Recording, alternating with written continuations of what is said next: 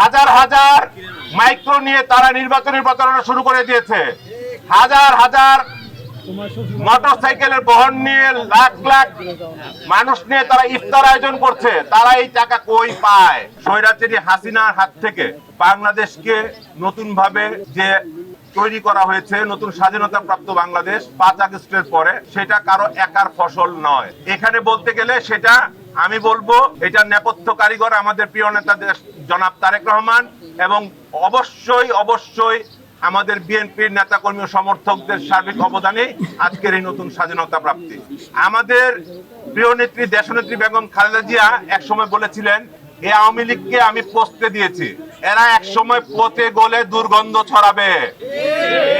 ঠিক তদ্রুপ 5 আগস্টের যারা এখন দাবি করে যে তাদের কারণে এই নতুন স্বাধীনতা প্রাপ্তি হয়েছে, তাদের উদ্দেশ্যে আমি দেশনেত্রী বেগম খালেদা জিয়ার সেই উদ্ধৃতি এনে বলতে চাই, এরা যা শুরু করেছে, হাজার হাজার মাইক্রো নিয়ে তারা নির্বাচনী প্রচারণা শুরু করে দিয়েছে।